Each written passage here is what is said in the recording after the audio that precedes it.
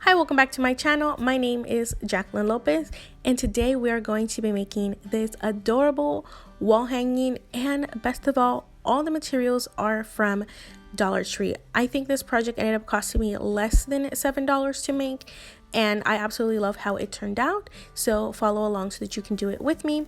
As always, don't forget to subscribe to my channel if you haven't already. Hit the notification bell so that you are notified every time that I post a new video. Like and comment on this video. That really helps me out. Thank you, and I hope that you enjoy the video.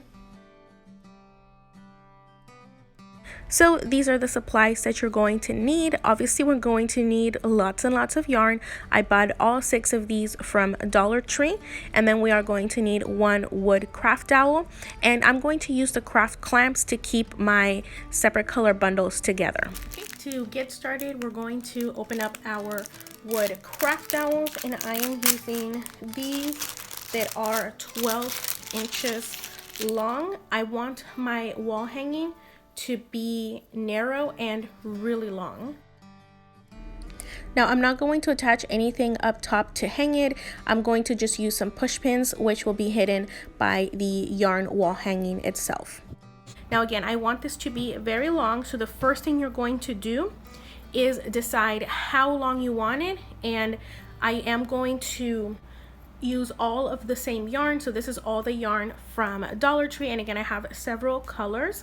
What I'm going to do to give it some texture, since it's all going to be the exact same yarn, is I'm going to do different techniques on the yarn. Some of them I'm going to leave single like this, so just like that. Others I am going to twist, I'm going to braid some, and I'm gonna add little knots to some of them, add tassels to others. So that's what's going to give this a very simple wall hanging a more upscale look, by having it have different textures, even though it's the exact same type of yarn. If you were using different types of yarn, you automatically get different textures, because you can buy wool yarn, you can buy yarn that is very thin, you can buy yarn that is thick, some like velvet, chenille. Again, there's all kinds of yarns that you could use to give a texture, but since we're using all the same, we are going to need to add in the texture ourselves. Once you decide how long you want your piece to be, you are going to need to cut your yarn pieces at least double whatever length you want, because we are going to be looping them over on the dowel. So you're going to be folding them in half. So if you want it to be, let's say, 4 feet long, you are going to need to cut at least 8 feet worth of yarn so that you have 4 feet hanging.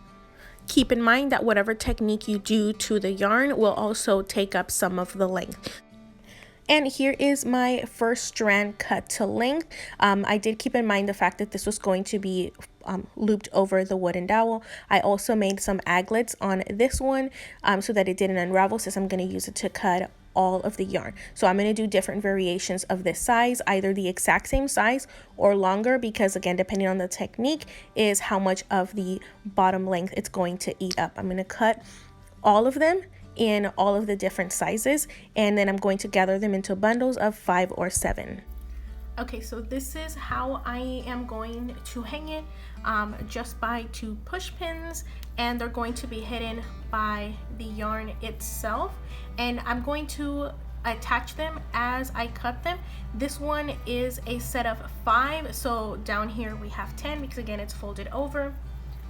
I have my next set again, which is very long, already folded in half, and I'm going to do a lark's head knot. And this is a very simple knot that we all in one way or another know how to do. We just don't know the name of it.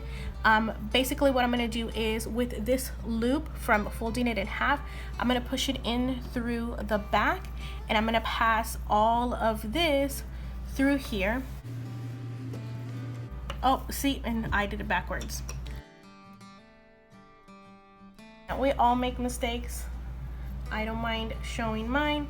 So, how did I do it? Did I do it this way? Yeah, you're supposed to push it in through the back. Other way. I keep making mistakes. Push it in from the front to the back. That way we get this loop forward. That's what I was seeing backwards. So, push it all through, and that will give us this little piece, kind of like a tie, like a men's tie. And I'm just going to be randomly putting them on here, and then I'm going to start doing all the textures. I'm gonna put them on here so that I can know the color layout and how much to do. And if you don't like where it's at, it's very easy to slide. At some point I am going to have some be over here so that these are hidden once I am ready to hang it up. So again, I'm going to continue adding new colors on here.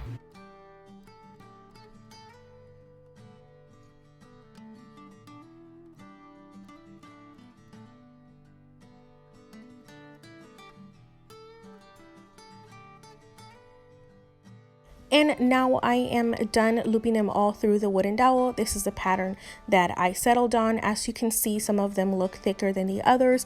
Once I looped them over, some of them hung with about 10 strands, other about 15 or 14. And they are really pushed in together, so there's very little of the wooden dowel left. And again, that's so that I can hide the push pin. And now we're ready to start on our yarn strands.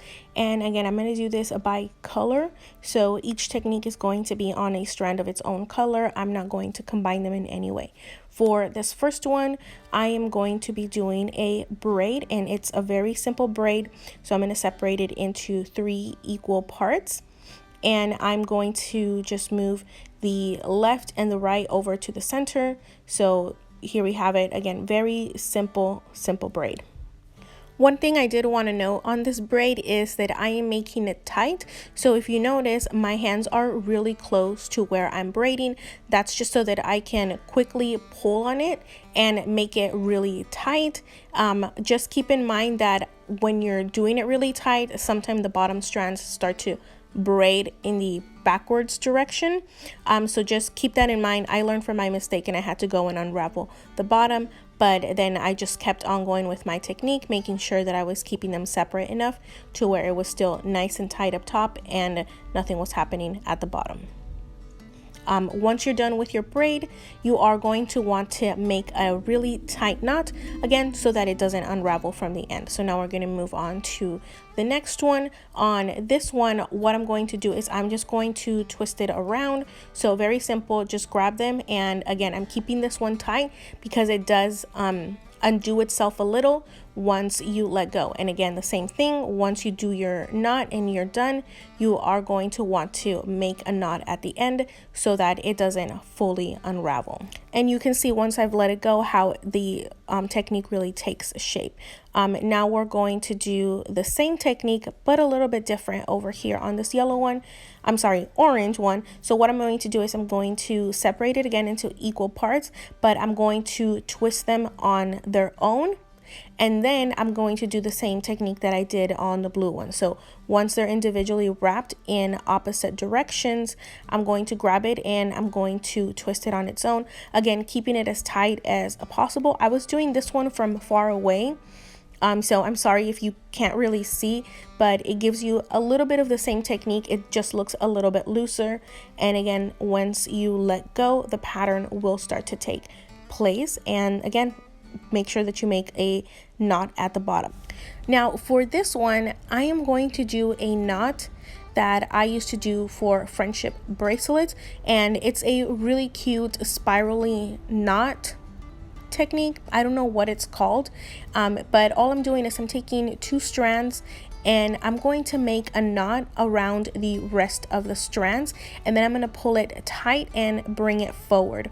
The easiest way for me to explain it is you're going to make a 4 with your 2 strands and then the rest of the strands hanging down, make a little knot and bring it up top, and then it starts to leave the little knots in the top portion once you pull up, and it creates a little bit of a spiral with each one of those knots because you are every time moving it up and over, and this happens on its own. Like, you have to do nothing other than just make the knots.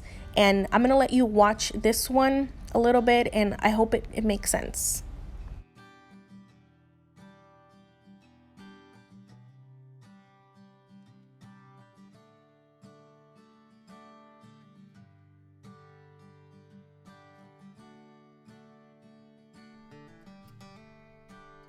Now here, since I've done a little bit more, you can see how all of the little knots start to line up around each other, and that's what makes the spiral pattern that it ends up creating. I am going to do this about 20 times with these 2 strands, and then I'm going to move over to the next 2 strands that are closest to where I left off. I hope that makes sense. But at the end, you're going to end up using all of the strands in sets of 20s. So here you can see now it brought it over forward. Now I'm going to continue doing different patterns throughout all of the strands. And here is kind of a quick view of the ones that I have done, just so that you can see an up close of what they're looking at. For example, this one, you get to see more of what I'm talking about when it spirals. And now that it's all completed, I wanted to come back and talk to you about some of the techniques that I used, because along the way I did learn some tips and tricks. So I showed you only a couple techniques here, but I did switch them out, and I took some of the ones I originally did out so that there was a variation in the patterns. I tried really hard. I don't think I got any of them to be too of the same or too close together, but because there are a lot of them, you can do definitely less than me. But again, remember, I wanted to keep it really full, really saturated. One thing I didn't talk before about that I'm considering doing, I'm pretty sure I will, just so that these don't slip out, is I'm going to add a dab of hot glue right here, and then I'm going to push this back over there so that it hides the entire wooden dowel and it just looks like a big piece. If you can tell, right here is where I have the push pins. You can barely see them, they're hidden pretty well by the yarn. Once it's hung up in its proper position, it's going to hang up much higher than it is now, so it'll be even harder to tell how it's hanging up. But again, I wanted this very sleek technique instead of having a piece up top that you could see. Now onto the yarn itself. If you remember, I cut these to length and then I looped them over. So if I had 5 strands, it gave me a total of 10 hanging strands down here. I didn't end up leaving any just plain hanging on here. I did one of these techniques, that's what I'm gonna call them, on each and every single one of them. Once I started doing them, having the ones that just hung on their own without anything on them, it didn't look as good as it looks now with having this really saturated, really textured piece. So I did show you how I did the braid, and this is a very simple braid, left, right, over the center part. And this one I did very tight. Now again, because there's only a certain amount of patterns that I did do the same pattern differently. For example, this is a very tight braid with 5 strands, so it made a total of 10. Let me find this one, not that one, this one. Again, I did a braid, but this one I did much looser than this one. So this one was tight, this one wasn't. This one was even less tight, and this one was a strand that I did with 7, so I had a total of 14 hanging down. Another good example of that are these knot ones. So this is a simple 10 hanging down total, and I did closer, smaller knots compared to, for example, this yellow one, which has a little bit more, and I did looser knots. So if I were to right now just grab it and pull on it, it'll probably be about this. Here's another one that has knots. So see, for example, these two are knots and they're next to each other, but they still look different because of the difference in how close the knots are and how loose or how tight they are. The little yellow one that I didn't finish, and I should have done in another color so that you could have seen better, where, as you can see, it does this little loop around with the little knots. This one did take a long time, so I adapted from that. Instead of grabbing 2 strands to do the 4 and then knot and pull, I did this one, which probably had about 4, and then I did this really thick one, which I just didn't pull and make it as tight as I did this one. And I think that the varying ones of these make it look really good. I have another pink one here that I haven't completed because this one is time consuming, where I am doing 2 knots like this one, but again, this one was a 10 strands hanging down. This one is a 14 strand hanging down. And then I did some basic loops, really small braids, more of the little knots. And then I think my favorite one is this one that looks like links, and all I did was make a knot there, make a knot here. So I just spaced the little knots after I separated them in two. Let me grab this pink one for example. I just separated in half, and then I did a little knot here, just a basic knot. Let me do one so that it's easier for you to understand. I just did a knot like that. Oops, sorry, I don't think you can see it. I just did a knot, and then I did the same thing over and over throughout the yarn so that it gave me this look. And again, I did some of them tighter than the others, some of them looser than the others. For example, this one is very tight, and I like that. Let me see.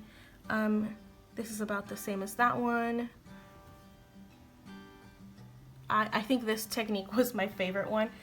Because it looks really cute. The easiest one to do obviously is the knots, and the braids aren't that hard. Also, the twist ones where you just grab it and twist it on itself. Why can't I find one? So for example, this one is you just grab it and you twist it. I don't recommend the one where I separated them and then I twisted them on its own and then I twisted it on each other, because it was coming apart. I had to completely take out this one, and as you can see, it still looks very loose here.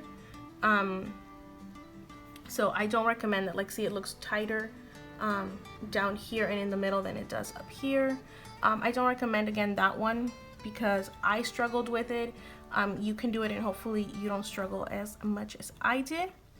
But if you have any questions on any of the techniques, honestly, it's all very easy. Some of them, it's just getting the hang of doing them.